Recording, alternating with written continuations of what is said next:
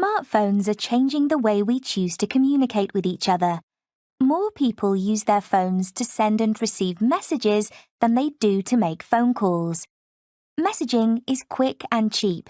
We can keep in contact with friends, make and check arrangements, send photos, ask questions and receive answers within seconds. Messaging is now more popular than email, especially between friends and family.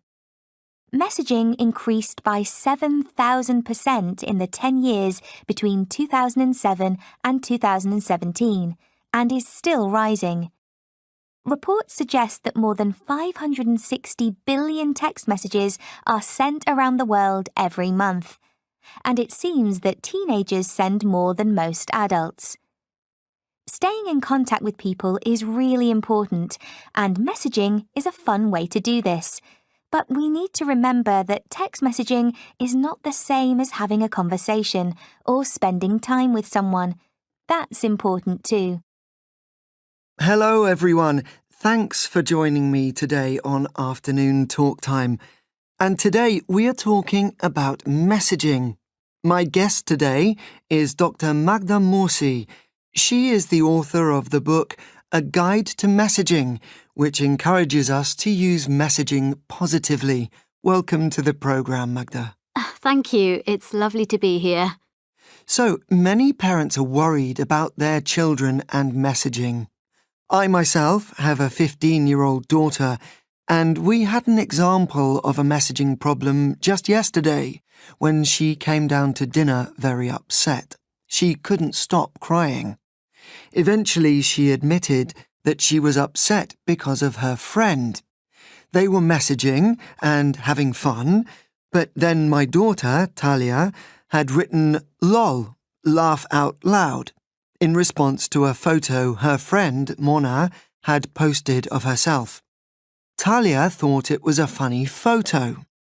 She waited for an hour, but Mona didn't reply. Talia couldn't understand what the problem was and was worried that Mona was upset with her.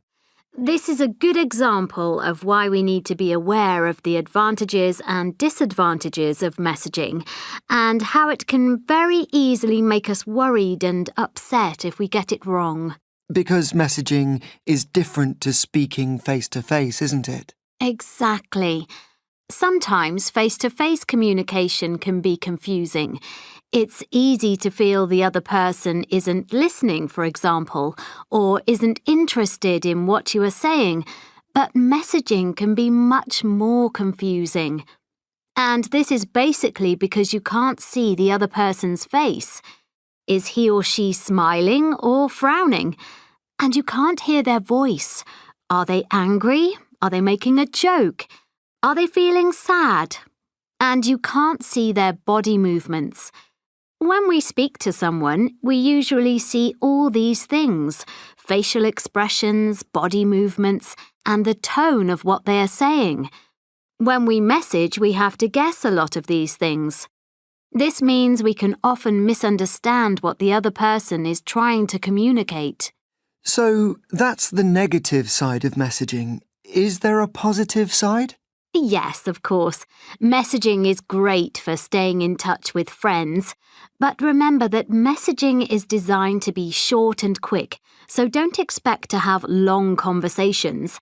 And don't get upset when you get one word or even an abbreviation as a response to your message.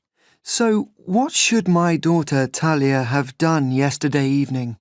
Well, first of all, she shouldn't have got upset so quickly. Just because you don't get an immediate reply does not necessarily mean that the person is not interested in chatting with you. People are busy and they've got other things to do. So, she shouldn't have sat in her room for an hour looking at her phone and waiting for Mona to reply. She should have put her phone down and done something else and checked her phone later.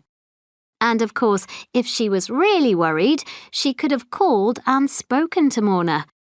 She could have messaged and said, "Can I call you?" So I think Dr. Magda is telling us to remember that sometimes more traditional communication is important. I am, absolutely. Messaging is one form of communication, not the only form of communication. Great. Thank you, Dr. Magda Morsi. Next on the programme. Tips on how to write a successful blog post. 1. Start with your topic. Think about what will interest and inform your reader. 2. Start with a headline for your blog. A headline should tell the reader what the blog is about. It should be short, give information, be interesting, and make the reader want to read the rest of the blog. 3. Find a suitable photo or picture that will show the reader what the blog post is about. 4. Plan the sections of your blog. Add a subheading for each section or new point. 5. Write your introduction paragraph. Be clear what the purpose of the blog post is. Speak to the reader. Use first and third person. Include a question. 6. Write the main body of the blog. Keep sentences and paragraphs short. Include images where useful. Do research to find facts to include. 7. Write a conclusion. Refer back to your headline and your introduction. Do not include new information in your conclusion. Speak to your reader again and include yourself. Use we. 8. Read and correct your blog post. Check spelling, grammar, and punctuation. Check that you have not repeated key ideas too frequently. Use an online thesaurus to avoid repeating the same word too many times.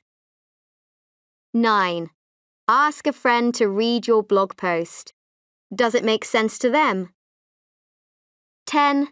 Cite all your sources of information.